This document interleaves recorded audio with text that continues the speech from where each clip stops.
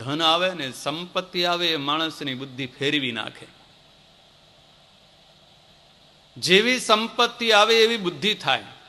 શાસ્ત્રો એવું કહે છે, સાત્વિક સંપત્તિ આવી હોય તો જીવની બુદ્ધિ સાત્વિક થાય.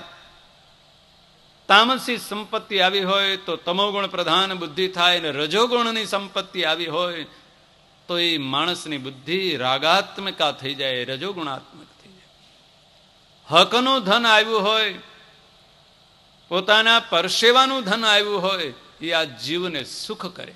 અણહકનું ધન, અનીતિનો અન્યાયનું ધન આવ્યું હોય, એ થોડુંક આવ્યું હોય તોય આ જગતના જીવને ખેદાન મેદાન કરી નાખે, એની બુદ્ધિ જ ફેરવી નાખે. એટલા માટે શાસ્ત્રોમાં આજ્ઞા કરી છે કે ઘરમાં ધન સંગ્રહ્યા પહેલા, ઘર ભેળું સંપત્તિ કર્યા પહેલા સંપત્તિને ચોખ્ખી કરી નાખવી. ગમે ત્યાંથી કમાણી આવી હોય, એ કમાણીમાંથી 10મો કે 20મો ભાગ ભગવાનને આપી આવવો, એટલે બાકીની રહેલી સંપત્તિ એ શુદ્ધ સંપત્તિ થાય.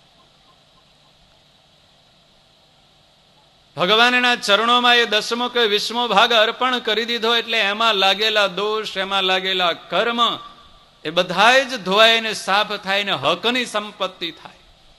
પોતાના હકની મહેનત અને પરિશ્રમની સંપત્તિ થાય. એનો ઉપયોગ જો જીવ કરે ને તો એને સુખ મળે અને અંતે મોક્ષની પ્રાપ્તિ થાય.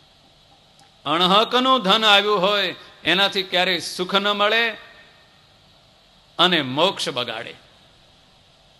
બહુ સાવધાન થવા જેવી વાત છે અહીંયા.